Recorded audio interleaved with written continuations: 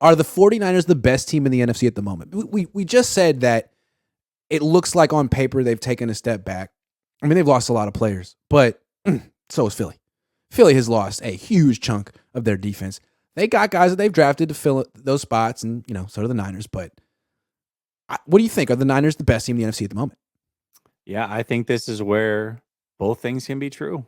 Oddly enough, I mean, there's that great quarterback doesn't really exist in the NFC. I like Hurts, and I think he had an awesome season, and I think he's certainly better than what the 49ers have at this moment, but he's not something that can't be overcome.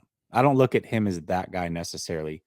You've got some really, really good teams that are on the come up, like the Lions, Seattle, but do their quarterbacks scare you? No. So right now, I because mean, there's a particular kind of quarterback that beats the 49ers. There is. And he's in Philly. He is. He's not in Detroit. He's not in Seattle. No, not at all. No. Not at all. No. And I think that it's fair to say that Philly certainly took a bigger step back than the 49ers have to this point as well. So right now, I would say, yes, the 49ers are the best team in the NFC. However, the quarterback position is very interesting. We don't know who the starter is going to be. We don't know how they're going to play.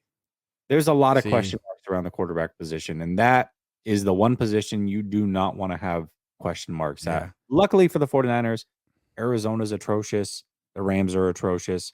There's really only maybe 4 or 5 decent teams in the NFC, so they're going to be okay. They're going to make the playoffs. They're going to be able to figure it out, and then it's about getting hot at the right moment. And I think the 49ers certainly can do that. So right now in this moment, yes, I would say that they are the best team in the NFC. I'm going to stick with Philly, Drink, because even though they've lost a lot, Darius Slay, hell of a player. They've lost a lot on defense. Javon Hargrave, their offenses, I think they're going to be better on offense next year.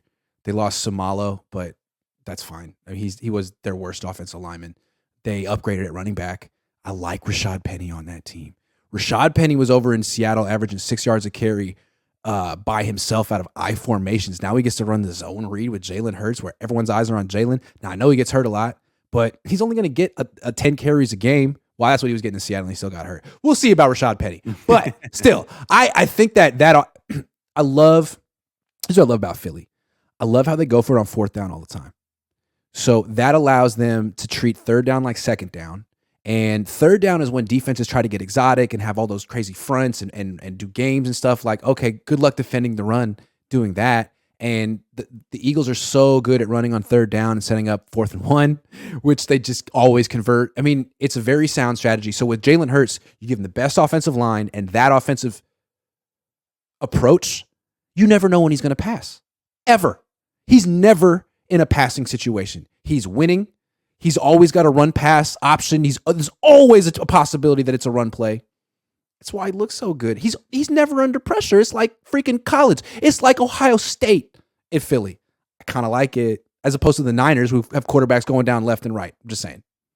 Well, I'm just saying. I'll also say that you can probably count on Philly to nail those picks. They do. They almost always do. Yes. So they're going to do well in the draft. They're going to get some replacements to these players that can contribute right away. And as good as their defense was last year with a lot of big names, and they've lost a lot of big names, addition by subtraction, their defensive coordinator going to take over the head coaching job in Arizona, he was so He got utterly embarrassed in the Super Bowl. Utterly embarrassed. For that to happen once, with the touchdown on that you know what I'm talking about in the red zone, that red zone glitch apparently in his defense, once was bad enough. Twice in this, get out. And the Arizona Cardinals hired him. Hilarious. It's even a bigger joke than Cliff Kingsbury because he's a defensive coordinator who sucks at coaching defense. So yeah, the other thing real quick I want to say about Philly is, so they don't have a question at quarterback, and they have no questions in the trenches. I know they lost Hargrave. They got Fletcher Cox back. They got Jason Kelsey back.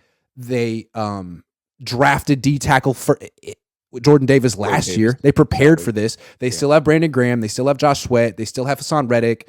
Like, they're not going to be bad on the D line. They don't have any weaknesses in the trenches. They have an established quarterback. That's a good place to be. Yeah. I mean, if they draft a top corner and draft a Boom. good linebacker, all of a sudden they're right there. Boom. Yeah. So yeah. So I don't think they're still the class of the NFC. I still feel like they're head and shoulders above everyone else. But the Lions, if they have a great draft, they have 2 first-round picks. If they get a quarterback, whoever, if Seattle or Detroit gets Anthony Richardson, that is the exact kind of quarterback that the Niners don't want to face. Oh yeah, exact kind of quarterback they don't want to face. Yeah. So we'll see what happens. I agree.